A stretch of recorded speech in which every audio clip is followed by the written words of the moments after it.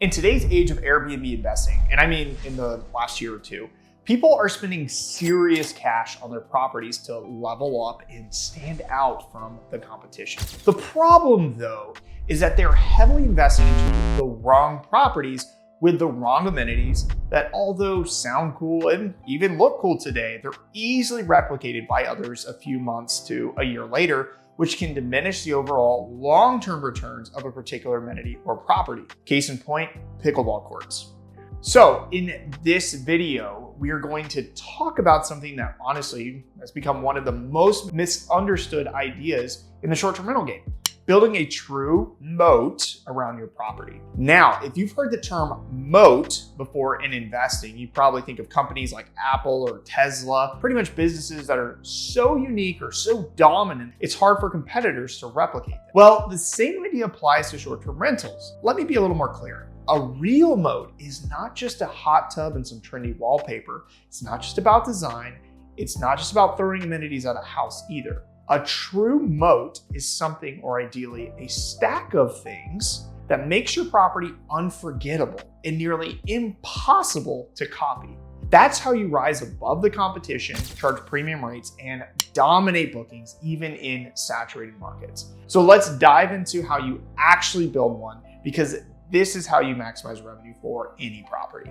Okay, first things first. When I say moat, I mean something that truly sets your listing apart and can't be easily replicated by your neighbors. And that's where most hosts go wrong. They think, oh, I'll throw in a pool table and a fire pit, that'll do it. Or let's just add a cold plunge sauna movie room and call it a luxury spa retreat. The problem is everybody's doing that or thinking like that. It's become a one-size-fits-all approach. And the moment something is easy to copy, it's no longer a moat.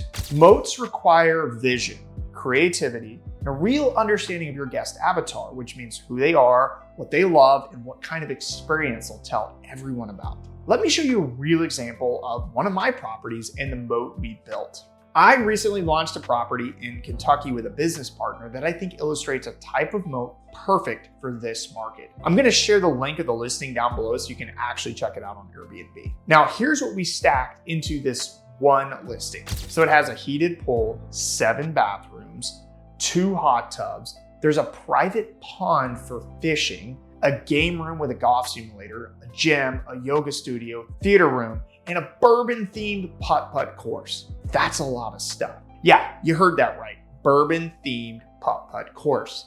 And here's the thing. We didn't just slap that on. We thought about who's coming to Kentucky, why they're coming, and what would make this experience unforgettable. The putt-putt course is literally themed with barrels, horses, and other Kentucky visuals. That's something no one else has in that market, and something that was actually quite difficult to figure out how to make. We had to buy it in Texas and get it shipped to Kentucky. Now, the moat here wasn't simply the putt-putt course, but all those amenities that were stacked in features I mentioned. Yes, people can replicate each one of those things individually, but all of them in the same property in that market, highly improbable. And guess what? This property made over $45,000 in bookings in just the first 2 days after launch.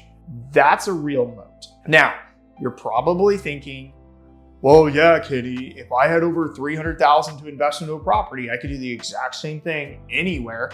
But that's just not the point, and not what I'm talking about. The point is to be creative and really come up with unique ideas that will stand out and attract your target guest avatar. I think by now, you should have heard from other videos or workshops I've done, or just maybe reels on Instagram, tell you you have to invest into your property. So if you can't afford all the amenities, don't buy big properties. Buy smaller properties that you can afford to pimp out and don't require all the amenities. Make them special spaces that really elevate your guest experience. Here's the hard truth.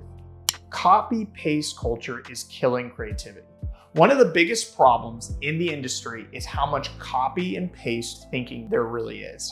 Everyone's watching each other's listings, grabbing the same amenities, copying the same layouts. And a lot of STR design companies are guilty of this too. They build flashy looking homes with the exact same amenity package in every project because it's easier to do this at scale. Game room, check. Neon sign that says game room? Check. Bunk room with a slide? Check. Pickleball court? Check. Done. Here's the problem with that though. When everyone is using the exact same strategy, it stops working at some point. A real moat can't be copied off every other listing on Airbnb. You have to go beyond looking at other Airbnbs in the same market for inspiration. Personally, when I'm brainstorming ideas for creativity, I love going to Pinterest or just searching on Google for inspiration. I'll find really cool custom or even AI generated rooms that stand out and scream, I'm unique. For example, I was trying to come up with something to do in a small room we had in a new property we're currently setting up. I decided to make it a game room. The designer thought to make it a poker room, but I reminded the designer, hey, our guest avatar were families. So we decided to do a board game room. Now, instead of just putting a bland table with some chairs and some board games on a shelf, I found a really cool example of a board game room with lighting and a bookshelf with each game that had lighting over it. It was really cool and made the room look appealing to anyone who loves to play board games. And the best part about it, it wasn't expensive to build this out at all. It's just different. So my challenge to you is to think differently and challenge the norm. How can you take normal amenities and make them look cooler or even stand out even more? If you can answer these questions, you'll be well on your way to building a solid moat. Now, let's dive into how I build a real moat, even on a budget, for a new property step by step. So step number one, you have to know your guest avatar. Who are you trying to attract at your property? Families with kids, bachelorette parties, even fishermen, remote work crews? Design everything from the layout to the amenities to the themes around your guest avatar. Step number two, be strategic with amenity stacking. One cool amenity is good. Two, obviously even better. But like in my examples earlier, it's not just about adding more and more amenities, but how you market them. Step number three, focus on customization, not just cost. A bourbon-themed mini golf course is not something you buy online. It takes time, effort, collaboration, a lot of collaboration, and that's exactly why no one else has it. Step number four, market the experience. A moat isn't just in the design, it's in how you tell the story. Use photography, video, and listing copy that highlights what makes your space one of a kind. Step number five, go all in on one or two areas if you have a tighter budget. Don't shotgun 10 mediocre amenities and with cheap furniture around the entire house. Instead, make one area or two areas really incredible. A full-blown arcade-style game room, maybe a luxury spa bathroom, an outdoor oasis with string lights, privacy, and a killer vibe. I'd take one unforgettable space over 5 average ones any day of the week. So here are my final thoughts on this whole thing.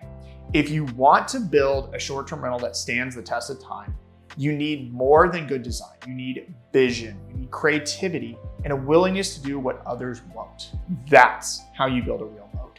Stop copying, start creating.